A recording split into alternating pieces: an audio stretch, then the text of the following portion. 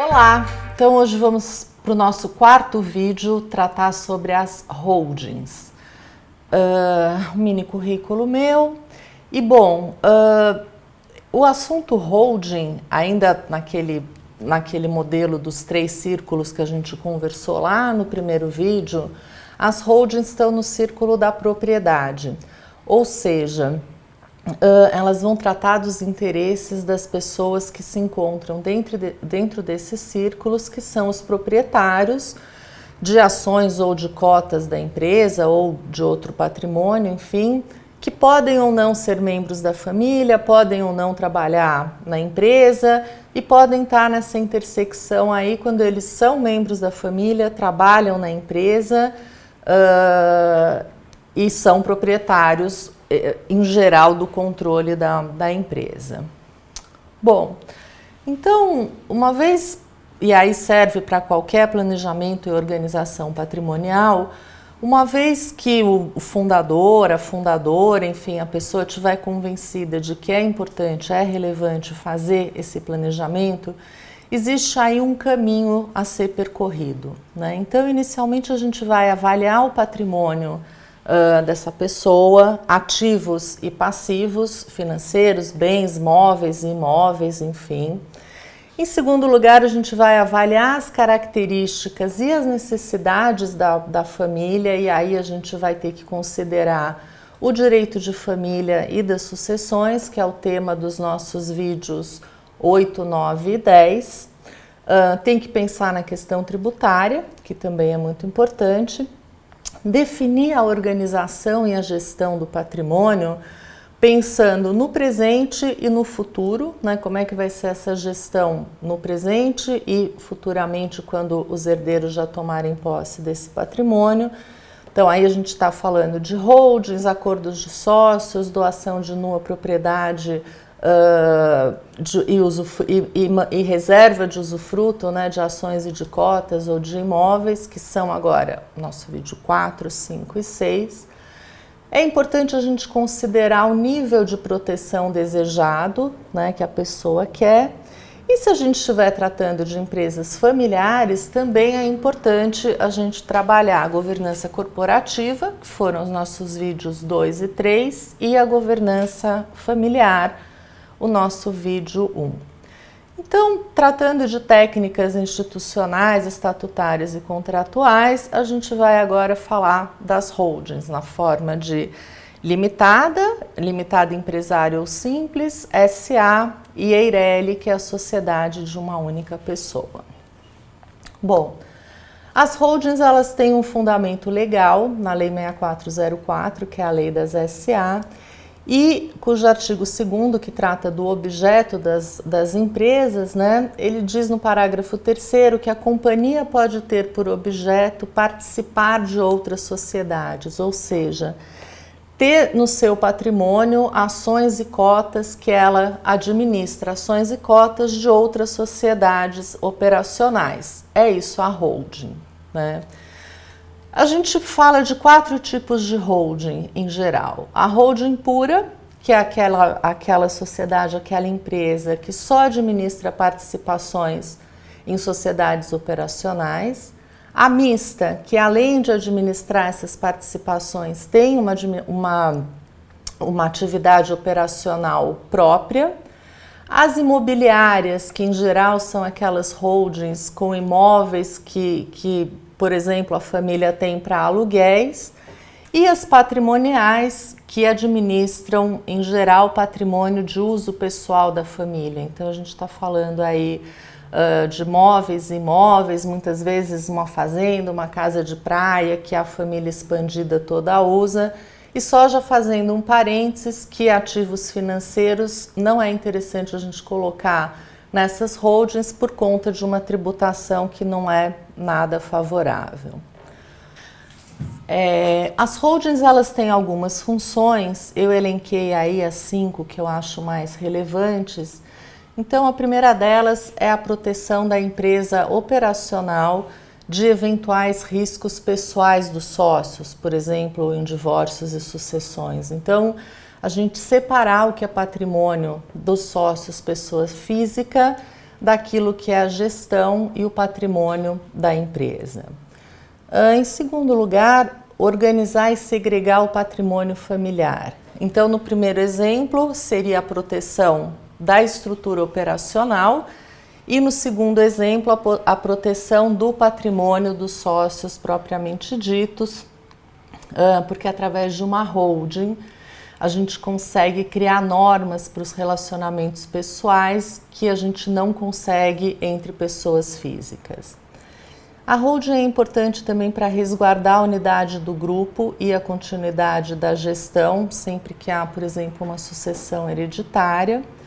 Ela também ajuda a criar a estabilidade do poder decisório na empresa operacional. A gente vai ter um vídeo aí, o próximo, de acordo de acionistas, no qual a gente vai tratar sobre o regramento não só do direito de voto, mas também direito de preferência e, fundamentalmente, regras de liquidez, cláusulas que viabilizam a saída dos sócios que não estão satisfeitos de participar dessa empresa operacional.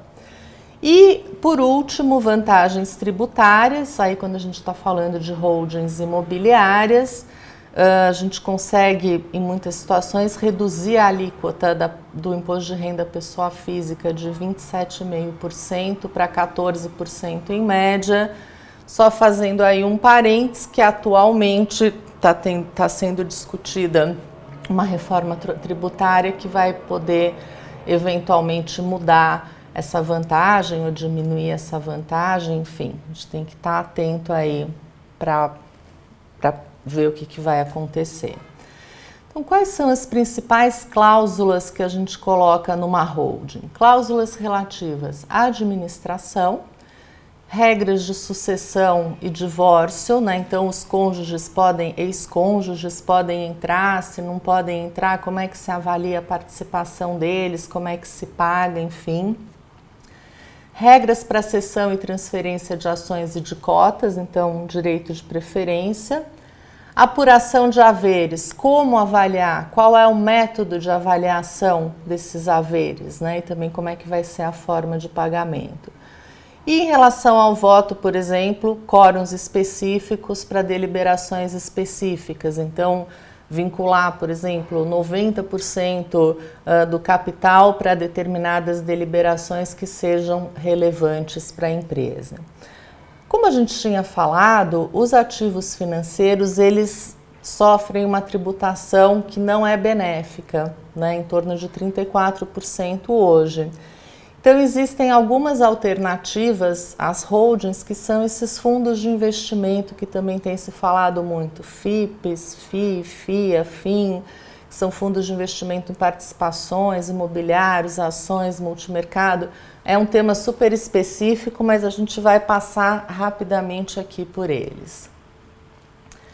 E aí, na tela, vocês vão ver um exemplo gráfico, né? Uma outra forma de ver como é estruturada, como pode ser estruturada uma holding. E aí eu escolhi, nessa família 1, uma holding SA pura, e na família 2, uma holding limitada imobiliária, né? Então vocês vão ver aí que as pessoas físicas, no caso a família 1, detém ações e cotas dessa holding, que por sua vez detém ações, quer dizer, nesse caso específico detém ações porque ela é uma SA, né? E ela detém ações ou cotas da operacional, porque a gente não sabe aí se é limitada ou SA. E qual que é o objetivo de se criar essa holding pura, né? Que administra participações de empresas operacionais. Então, por exemplo, organizar o controle e o voto dessa família, criar regras de entrada e saída, direito de preferência em acordos de sócios, conferir uma maior proteção patrimonial para esses sócios, pessoas físicas, tá? E aí a outra holding, que é a holding 2, que é uma limitada imobiliária. Então, essa família 2 detém cotas da holding, no caso, né, porque é uma holding limitada, E essa holding detém imóveis, né? Imóveis que no caso específico aí eles são destinados a aluguel, renda para essa família. Então, o que a família buscou ao constituir essa holding? Uma maior eficiência tributária, como a gente mencionou, evitar o condomínio imobiliário entre herdeiros, que é um problema gigantesco, tá? Porque o condomínio imobiliário precisa de unanimidade para uma série de coisas, a gestão é muito mais complexa, a gente não consegue ter regras fáceis de entrada e saída, enfim. Nesse caso específico, também conferir uma melhor governança e uma gestão mais estruturada para esses imóveis, que também pode ser feito via acordo de sócios e tal. Então aí um exemplo gráfico de duas holdings básicas, né? Uma pura e uma imobiliária. E agora a gente vai ver aqui uma família 3, que na verdade tem uma estrutura de organização patrimonial e sucessória um pouco mais complexa. Por quê?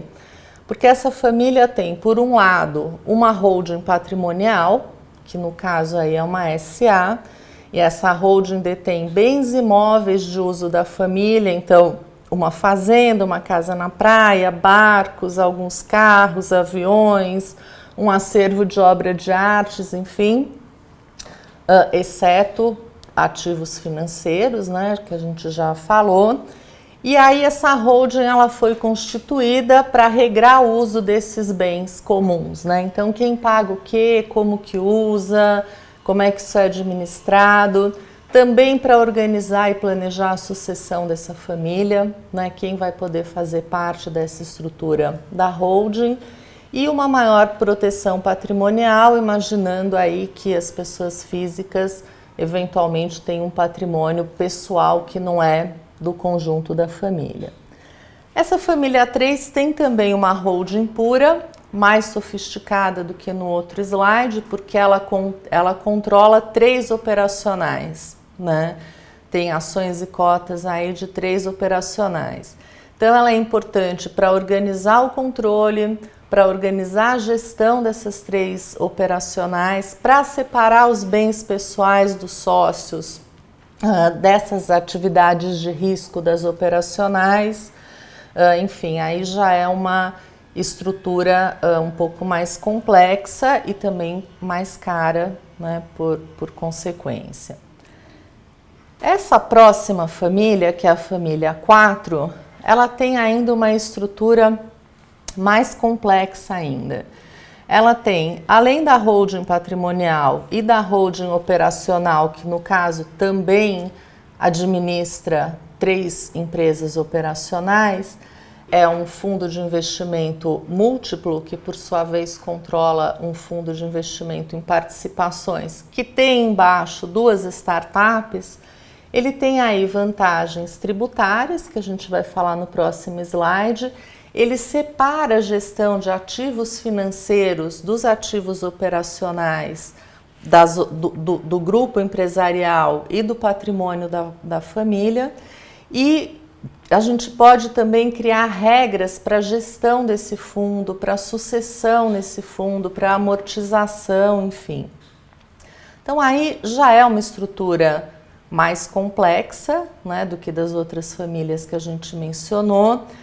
E eu fiz um slide aí mostrando graficamente como é que pode ser o fluxo financeiro numa família que tem essa estruturação.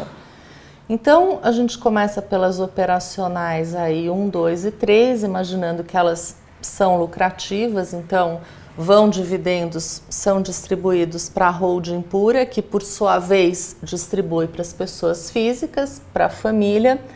A família separa uma parte para uso pessoal e uma parte faz uma transferência para esse fundo múltiplo de investimento, que vai mandar para baixo, para o fundo em participações e para essas 2 startups, no caso como exemplo, vamos imaginar membros da 2ª, 3ª, 4ª geração que vão iniciar novos negócios com apoio e sustentação financeira da família.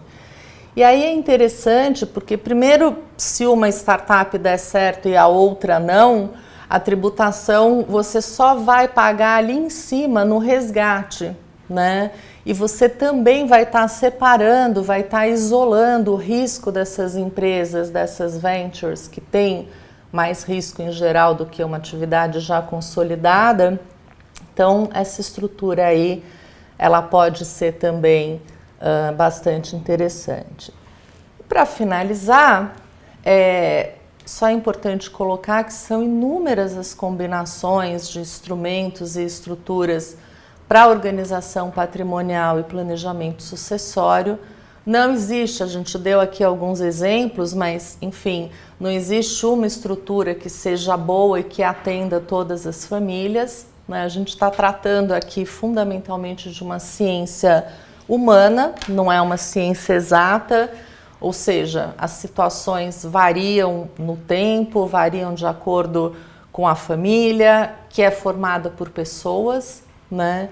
E também os shareholders e os stakeholders, ou seja, os sócios e os gestores, colaboradores, fornecedores, consumidores, o fisco, enfim, são no final da linha também pessoas que possuem aí suas crenças, suas diferenças, seus sentimentos, suas preferências, enfim, sua personalidade. Toda família e toda empresa familiar é extremamente vulnerável ao ânimo das pessoas que a compõem, né? E o planejamento sucessório, estratégico e organização patrimonial tem sempre que levar em consideração as pessoas que integram a família e a empresa. Eu acho que isso é o mais importante, indo ao encontro e não de encontro, né, a função social da empresa, a família, as necessidades e aos limites delas. E aí, eu gosto sempre de finalizar falando do prefácio de um livro que o professor Modesto Carvalhosa escreveu, um livro que a gente coordenou já no GEF, que eu vou ler aqui para vocês. Na minha experiência profissional, comprovei que as soluções para problemas envolvendo empresas familiares e famílias empresárias são sempre mais abrangentes, adequadas e viáveis se houver interação das várias dinâmicas do processo fortemente relacionadas entre si.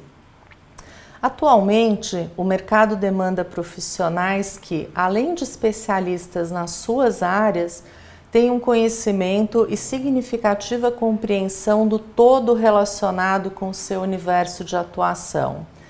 Nesse sentido, imagina-se que a melhor solução para cada caso concreto como uma grandiosa orquestra que deve reunir excelentes músicos, especialistas em seus instrumentos, mas não pode prescindir de um maestro conferindo harmonia ao todo.